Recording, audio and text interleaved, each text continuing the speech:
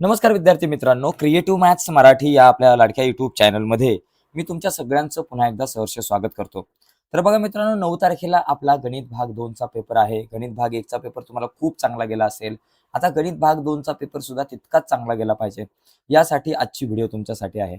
तर मित्रांनो, एक इम्पॉर्टंट प्रश्नपत्रिका बघूयात. या प्रश्नपत्रिकेतले बरेचसे प्रश्न येण्याची शक्यता आहे किंवा याच प्रकारचे बरेचसे प्रश्न आपल्याला या वर्षीच्या बोर्डाच्या परीक्षेत येऊ शकतात. तर हे प्रश्नपत्रिकेचं स्वरूप जे आहे ते आपल्याला आता नीट समजून घ्यायचंय. कशा प्रकारचे प्रश्न विचारले जातात आणि कसे यावर्षी प्रश्न विचारले जाऊ शकतात, या सगळ्या मुद्द्यांवरती आपण चर्चा करूयात. बघा, पुढे जाण्याच्या अगोदर एक महत्त्वाची गोष्ट आहे. बघा, काही सूचना आहेत, त्या सूचना आपण समजून घेत नाहीये. तर ह्या सूचना आताच समजून घ्या मित्रांनो, गणित भाग 2च्या परीक्षेच्या अनुषंगाने. कारण ह्या सूचना जर आपण नीट पाळल्या नाही तर तुमचे मार्क जाऊ शकतात. तर पहिली सूचना, सगळे प्रश्न सोडवणे आवश्यक आहे. दुसरी, गणक यंत्राचा वापर करता येणार नाही, म्हणजे कॅल्क्युलेटर वापरायचा नाही, ही याचा तर काही विषय नाहीये. तिसरी पण सूचना काही इतकी इम्पॉर्टंट नाहीये, कारण उजवीकडे दिलेल्या संख्या पूर्ण गुण दर्शवतात. सगळ्यात इम्पॉर्टंट सूचना ज्या आहेत ना, त्या बघा या 3 आहेत. बघा, इथं लक्षात घ्या, 5वी जी सूचना आहे, आवश्यक त्या ठिकाणी उत्तरा शेजारी आकृती काढावी मित्रांनो. प्रमेय ज्यावेळेस तुम्ही लिहिता, सिद्धता ज्यावेळेस लिहिता, तिथे तुम्हाला आकृती काढणं गरजेचं आहे. ओके.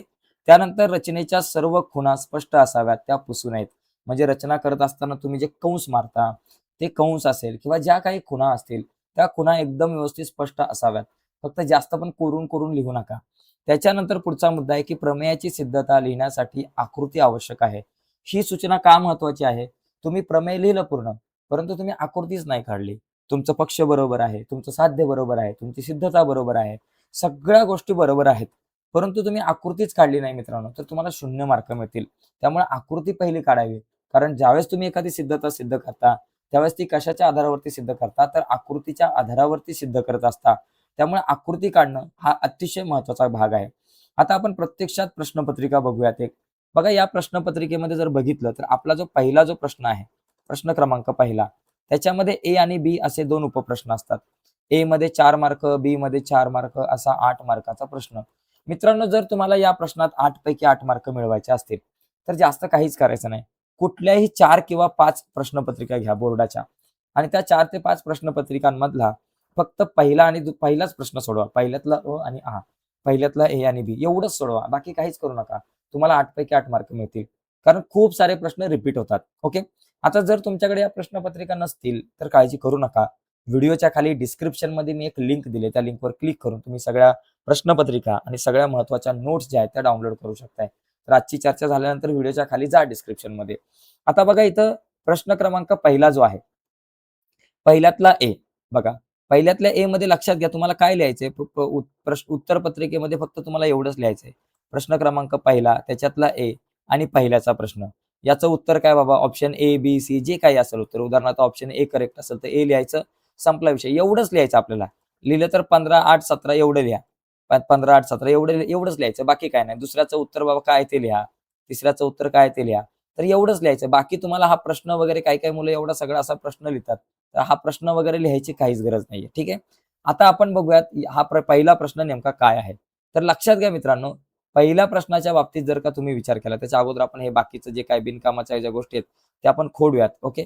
चला, आता बघा, पहिला जो प्रश्न आहे, तर या पहिल्या प्रश्नामध्ये काय आहे, तर पहिल्या प्रश्नामध्ये आपल्याला दिलंय, खालीलपैकी कोणती संख्या, कोणत्या तारखेतील संख्या पायथागोरसचं त्रिकूट आहे. आता पायथागोरसचं त्रिकूट म्हणजे काय बाबा? आपल्याला माहिती आहे पायथागोरसचं त्रिकूट कशाला म्हणतात, की कर्ण वर्ग बरोबर बाजू वर्ग अधिक बाजू वर्ग, म्हणजे मोठ्या बाजूचा वर्ग. आता इथे मोठी बाजू कोण आहे? 17. आपण 17चा वर्ग करा. चला, 17चा जो वर्ग आहे, तो 17चा वर्ग आपल्याकडे किती येतो? 17चा वर्ग येतो 289. ओके.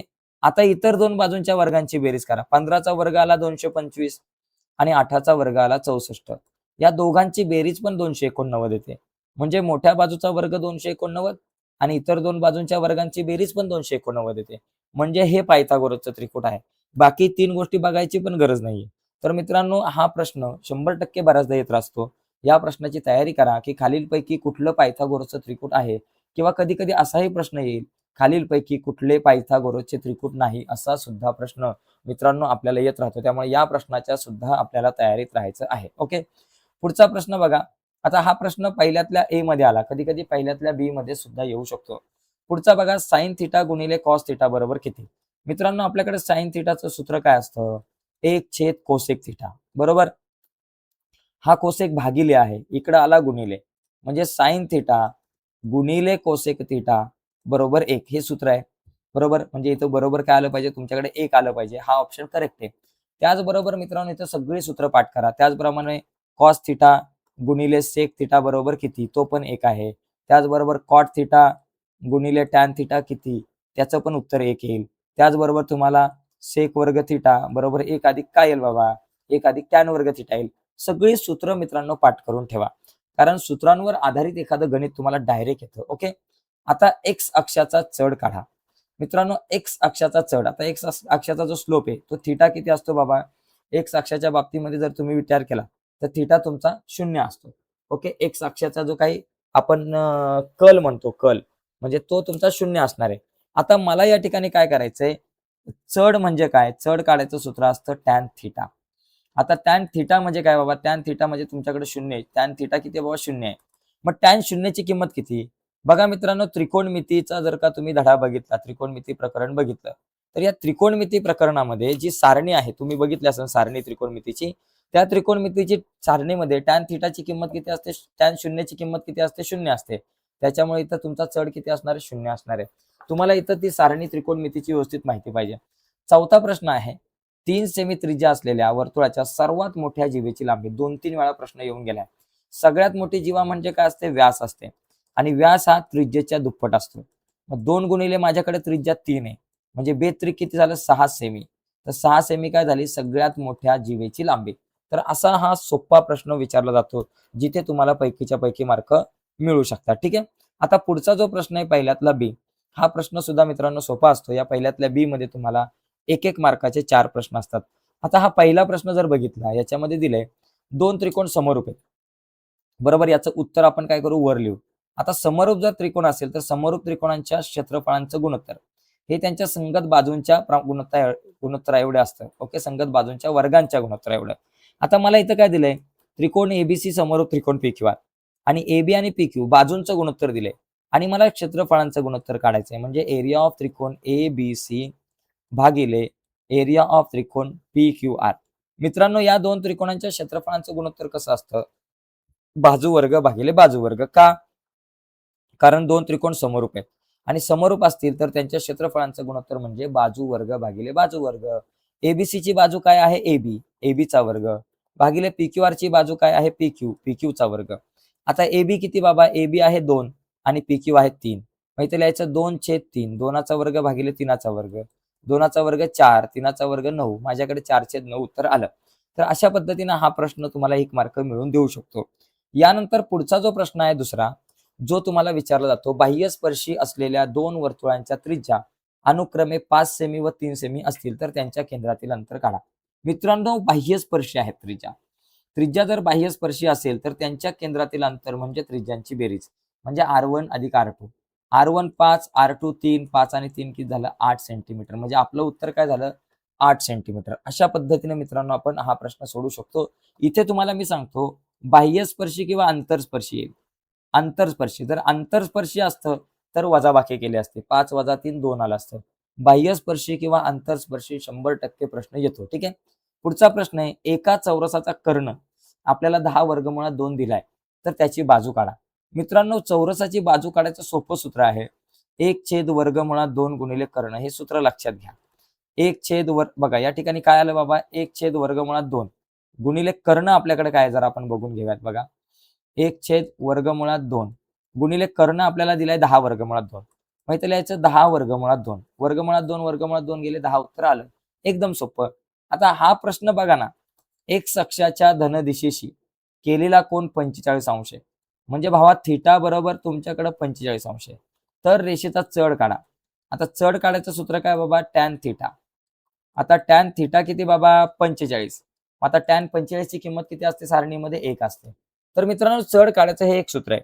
कधी कधी तुम्हाला चढ काढायला काय दिलं जातं, 2 बिंदू दिले जातील. उदाहरणार्थ एक बिंदू आहे ए, त्याचे निर्देशक 2, 3 आहे. दुसरा बिंदू बी, त्याचे निर्देशक 1, 2 आहे. तर या 2 बिंदूतून जाणाऱ्या रेषेचा चढ काढा. मग त्यावेळेस सूत्र असतं y2 वजा y1 भागिले x2 वजा x1. असाही प्रश्न विचारला जाऊ शकतो. 2 बिंदू दिले जातील आणि त्या 2 बिंदूंमधून जाणाऱ्या रेषेचा चढ काढा. किंवा या दोन बिंदूंमधून जाणाऱ्या रेषेचे अंतर काढा, किंवा या दोन बिंदूंना जोडणाऱ्या रेषाखंडाचे अंतर काढा, असा प्रश्न येईल. किंवा या दोन बिंदूंना जोडणाऱ्या रेषाखंडाच्या मध्यबिंदूचे निर्देशक काढा, असाही प्रश्न 1 मार्काला येऊ शकतो. ठीक आहे. आता दुसरा जो प्रश्न आहे, दुसऱ्यातला ए, त्याच्यामध्ये आपल्याला कृती पूर्ण करायची असते. बघा, कृतीचा जर विचार केला, तुम्हाला या ठिकाणी 3 प्रश्न दिले जातील. 3 पैकी 2 प्रश्न सोडवायचे. आता इथे बघा, कोण एबीसी कोण एबीसी मध्ये अंतर्लिखित कोण आहे. आता इथे काय दिलंय, की कोण एबीसीचं माप, एबीसी म्हणजे या कोणाचं माप 60 अंश आहे, हा एबीसीचं. तर आपल्याला माप कोण एओसी काढा. एओसी म्हणजे या कोणाचं माप काढायचं मित्रांनो. या कोणाचं माप काढण्याच्या अगोदर आपण या कंसाचं माप काढू. या कंसाचं माप किती असणार आहे, जे या अंतर्लिखित कोणाचं माप असतं त्याच्या दुप्पट म्हणजे 120 अंश हे या कंसाचं माप असणार आहे. आणि या कंसाचं माप आणि हा जो कोण आहे केंद्रीय कोण, त्याचं माप सारखं असतं, म्हणजे एओसीचं माप पण 120 येईल. आपण बघा नियमानुसार जाऊयात, की कोण एबीसी बरोबर, एबीसीचं माप काय असतं बाबा, सूत्र काय असतं, हा जो कोण एबीसी आहे तुमचा एबीसी, हा एबीसी जो आहे तो या कंस AXC च्या अर्धा असतो. मग इथं लिहायचं एबीसी बरोबर 1/2 AXC. इथं लिहायचं अंतर्लिखित कोणाचे प्रमेय, अंतर्लिखित कोणाचे प्रमेय असं या ठिकाणी आपण लिहूया. झालं. त्याच्यानंतर एबीसीचं माप 60 आहे, 1/2 कंस AXC, 2 भागिले इकडे गेले गुणिले, 60 दुने झाले 120, म्हणजे इथं काय झालं बाबा 120 अंश झालं. आता कोण एओसी बरोबर कंस कुठला, आता या ठिकाणी नीट जरा समजून घ्या. आता हे बाकी गिचमीट झाले, त्याला जर आपण गिचमीटला जरा थोडंसं या ठिकाणी खोडूयात.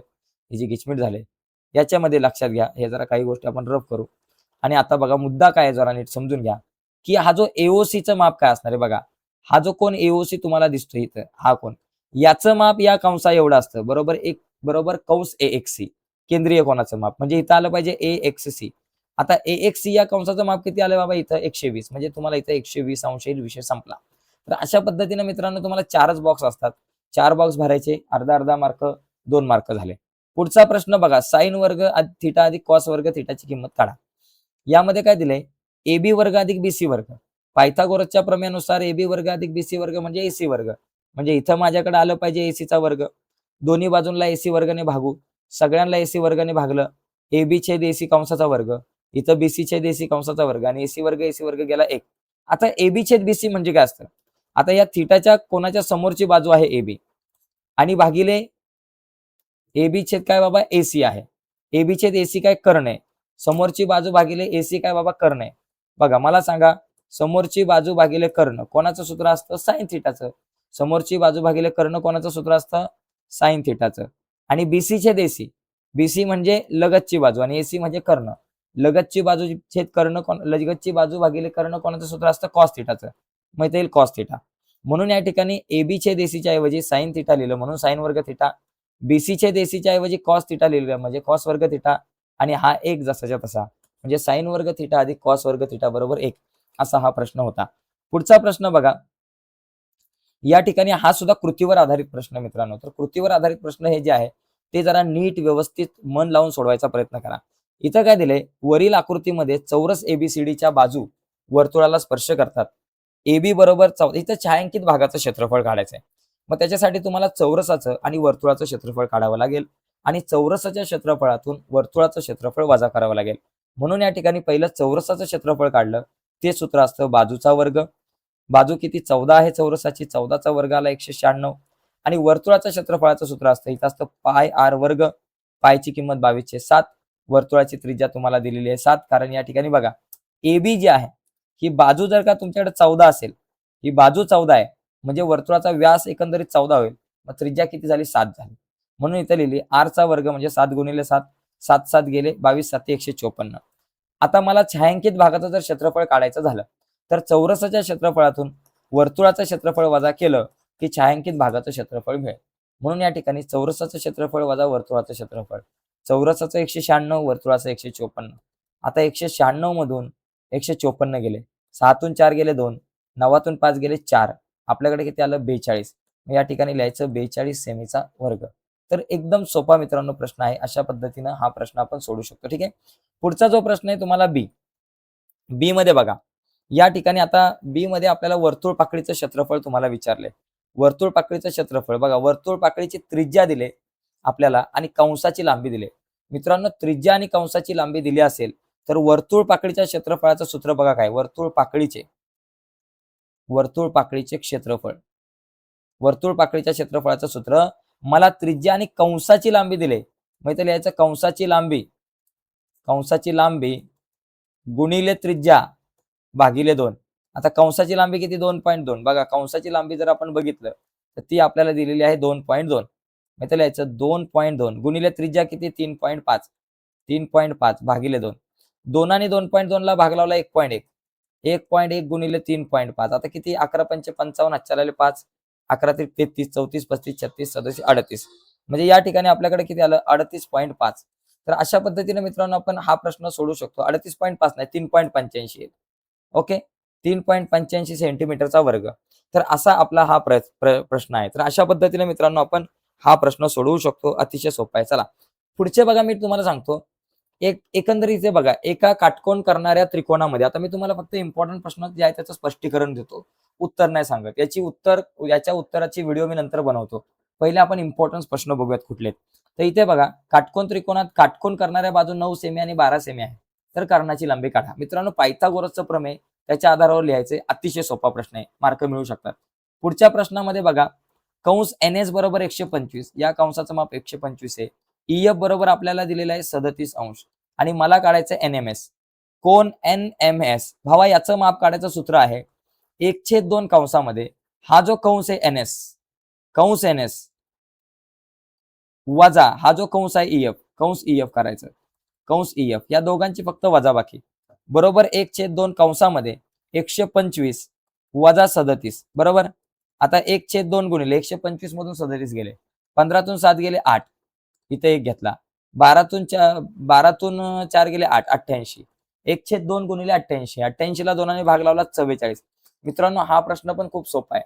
त्याच्यानंतर मी तुम्हाला म्हटलं होतं की या दोन बिंदूतून जाणाऱ्या रेषेचा चढ काढा, असा प्रश्न सुद्धा येतो. चढ काढायला मित्रांनो इथं 3 प्रश्न, एकाच प्रश्नपत्रिकेत चढ काढायला इथं 3 प्रश्न आज विचारले गेलेले आहेत. तर याचा चढ काढायचं सूत्र आहे, हे तुम्ही वापरू शकताय, y2 वजा y1 भागिले x2 वजा x1 बरोबर. इथं जर चढ काढायचं आहे तर माझं सूत्र असतं y2 वजा y1 भागिले x2 वजा x1.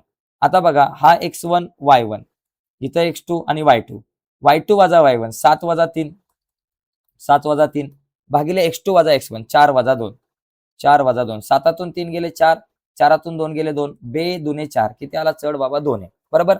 तर असा मित्रांनो हा चढ काढायचा आहे. तर एकदम सोपा प्रश्न आहे. इथं कधी कधी हे दोन बिंदू दिल्यानंतर याच्या मध्यबिंदूचे निर्देशक काढा असाही प्रश्न येईल, किंवा इथं या दोन बिंदूंना जोडणाऱ्या रेषाखंडाचे अंतर काढा, किंवा या दोन बिंदूंमधील अंतर काढा, असाही प्रश्न आपल्याला विचारला जाऊ शकतो. 5वा प्रश्न काय, एका गोलाची त्रिज्या 7 आहे तर वक्र पृष्ठफळ काढा. मित्रांनो गोलाचे वक्र पृष्ठफळ काढायचं सूत्र आहे 4πr वर्ग. याच्यात फक्त किमती टाकायच्या. 4 गुणिले पायाची किंमत 22/7, r चा वर्ग म्हणजे 7 गुणिले 7, 7 आणि 7 गेले बघा, 6 गुणिले 22 7 154 बरोबर, 22 7 154. आता या ठिकाणी बघा 154 गुणिले इथे 4 आहे, सॉरी 4 गुणिले 154. आता हा गुणाकार करा, 4 चौक 16, हातच्याला 1, 4 पंचे 20 आणि 1 21, त्याच्यानंतर 4 के 4 आणि 2 झाले 6, 616 चौरस सेंटीमीटर या ठिकाणी हे उत्तर येईल. बाकी कॅल्क्युलेशन तुम्ही करा, इथं जरा लिहायला अडचणी निर्माण होतात, पण प्रश्न नेमके कुठले ते समजून घ्या. इथं गोलाचे वक्र पृष्ठफळ येईल, किंवा गोलाचे एकूण पृष्ठफळ येईल, किंवा फक्त गोलाचं पृष्ठफळ म्हटलं तरी उत्तर सेम आहे. फक्त गोलाचं घनफळ आलं तर उत्तर वेगळं असेल, सूत्र वेगळं असेल. ठीक आहे.